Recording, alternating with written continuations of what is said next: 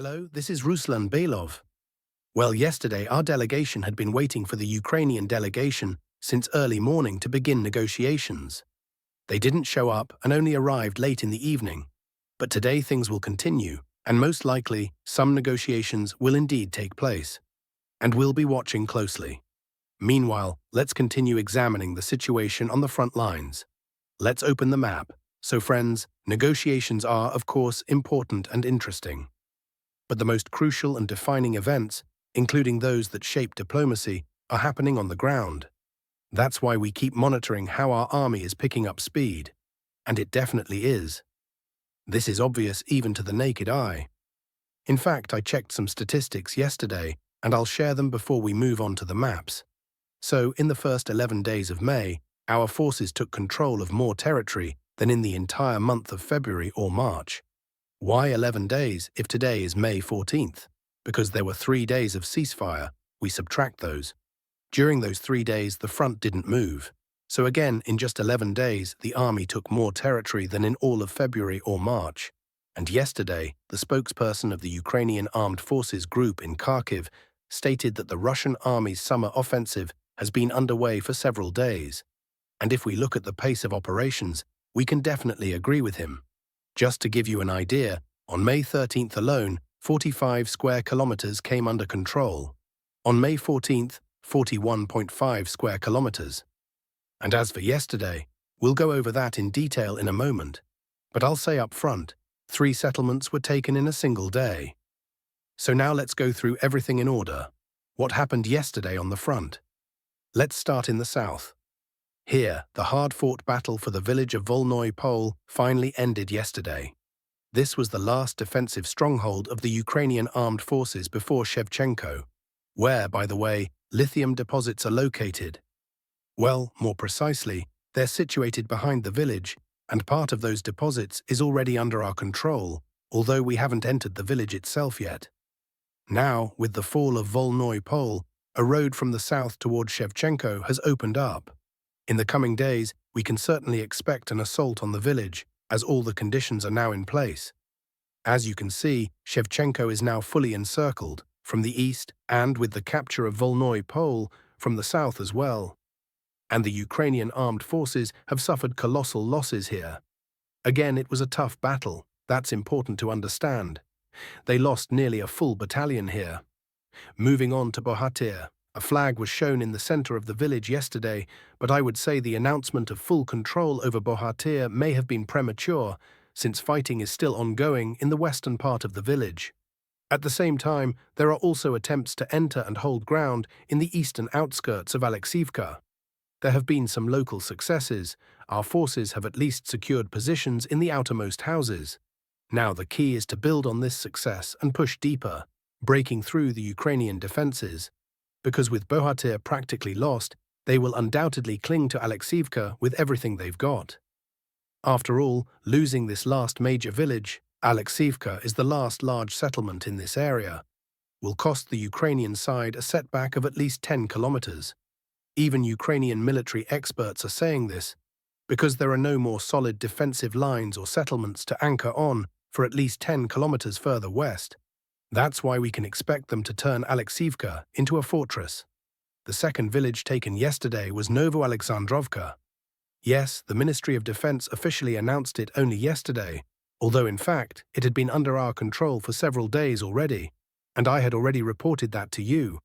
But as of yesterday, from Novo Alexandrovka, our columns, yes, columns plural, one consisting of heavy equipment, the other mainly motorcycles and quad bikes, began expanding the offensive in 2 directions. The first column, which included armored vehicles, managed to break through between 2 Ukrainian strongpoints and advanced 1.5 kilometers toward Novomykolaivka. This is a significant gain, as it brings our forces closer to the administrative border of Donetsk Oblast. You can see Novomykolaivka here on the map, followed by the village of Muravka, and beyond that lies the administrative border and then Dnipropetrovsk Oblast. The second lighter column on motorcycles and quad bikes rushed toward Kotlyarovka. As you can see, American mapmakers haven't shown this area clearly.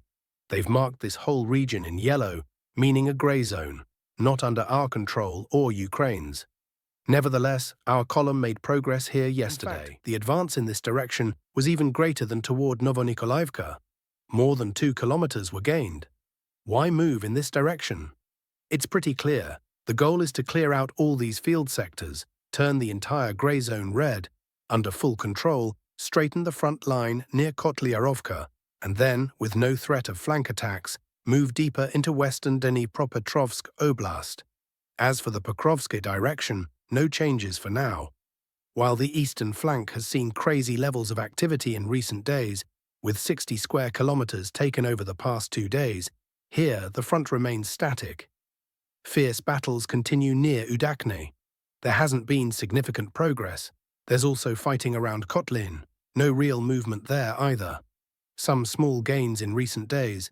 Near Zverevo, we moved forward by about 1 kilometer. And that's about it. Now, if we move to the eastern flank, after yesterday's breakthrough of almost 8 kilometers, which I told you about, a breakthrough from the area of Alexandropole to Zaria. Stabilization efforts are now underway. Specifically, we're trying to probe the Ukrainian defenses in Zaria itself. We weren't able to push fully into the village, but honestly, there's not much to complain about here. The breakthrough yesterday covered 40 square kilometers. So attempts to enter Zaria continue. Meanwhile, movement has also begun toward Ignatovka. Plus, as you can see here, we advanced 2.5 kilometers in the direction of Yablonevka. All in all, the front here is very active, in contrast to the western flank, where the front line, aside from small shifts, hasn't changed in months. But here, the AFU is suffering regular setbacks. No changes in Toretsk or Chasov Yar, but yesterday we received some good news from the Lyman direction. Well, good is a bit of a stretch. I'd say it's 50-50. Why 50-50? Because yesterday the Ministry of Defense reported the capture of Torskoye. They even showed a flag being raised. Considering that our positions were previously only on the northern outskirts, the total reported advance would be nearly 6 kilometers. And through residential areas at that. But I have different data. According to my sources on the ground, we control only about 30% of the village, basically just the northern part. Who's lying and why about the village being taken? I don't know. Let them sort it out. But for now, we can confirm that only the northern part of Torskoye is under our control, up to Shikina Street. Beyond that, the center is a mix of grey zone and AFU control. Yes, there was some progress, but there is no full control of the village. Most of it is still not under our authority. Sure, on paper, in reports, the village is listed as taken, but we have to understand that it's taken on credit, and our guys will still have to shed more blood here. There are still heavy battles ahead, and without being able to call in air support or artillery, because, well, officially the village is already liberated. By the way, yesterday the commander of the ground forces, General Oleg Salyukov, was removed and sent into retirement, reassigned as Deputy Secretary of the Security Council. Just a deputy, let that be clear. Was this due to false reports like the one about Torskoye? Probably not. I'm sure the real reasons are different. But in any case, this kind of disinformation, like with Torskoye, is unacceptable. It must be punished, and punished severely. Because again, if the village is listed as taken in the reports, higher-ups will demand further advances. And how can you advance when you don't even control Torskoye? Still, there was some real progress in the area, as you can see by the red shading on the map. And we did get genuinely good news, not fake, from the right bank of the Zherebets River. Fighting has finally begun for the village of Kolodyazy. That's important news because once Kolodyazy is taken, there's a straight 10-kilometer stretch to the city of Lyman. And those 10 kilometers don't have any serious natural barriers, except for one village, Stavki.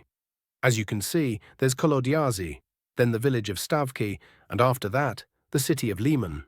And the battle for Lyman is most likely one of the key goals of the summer offensive. That's all for now on the front. Let me say a few words about politics. Vladimir Medinsky confirmed that Russia views the current round of contacts in Istanbul as a direct continuation of the peace process that was disrupted by Kiev in 2022. According to him, the main goal is not just to formalize a ceasefire, but to address the root causes of the conflict in order to reach a stable and long-term peace. The Russian delegation has arrived ready for constructive dialogue, fully mandated and authorized to work out solutions. Moscow is ready to discuss outcomes if the other side is ready for a genuine conversation. Russian Foreign Minister Sergei Lavrov also made a number of statements. What's happening now in Istanbul is a real intrigue. No one doubts that negotiations over Ukraine will be difficult. The West makes no secret of the fact that a ceasefire is needed only to prepare Kiev for further hostilities. There's ample evidence that Western capitals want the war to continue. They're openly discussing that mobilizing Europe against Russia must not stop. Western sponsors need to push Kiev to return to normalcy and revoke laws that violate Ukraine's own constitution. Western capitals are barreling toward a direct confrontation with Russia. Under Trump, the US administration returned to normalcy. Politicians and diplomats must talk, Lavrov said. Zelensky can't drag this war out forever. He's already being practically dragged by the collar to negotiations in a new Istanbul format, the very one he walked away from 2 years ago, when much more could have been preserved, according to the Telegram channel Resident. Returning to Istanbul now isn't diplomacy. It's an admission of failure. Symbolically, it means all the sacrifices, destruction, and mobilization were in vain. Meanwhile, Russian forces are advancing so fast that they're already meters from Dnipropetrovsk Oblast, and the future of Sumy Oblast is in serious question. The longer Bankova delays making a decision, the less there will be left to negotiate about. While Zelensky keeps fantasizing about the 1991 borders, the front line is relentlessly moving deeper. The world is already trying to stop this war, but Bankova resists, hoping for a miracle from Europe's endless talking heads. But that miracle isn't coming. Zelensky will be forced to give in. The only question is when and at what cost.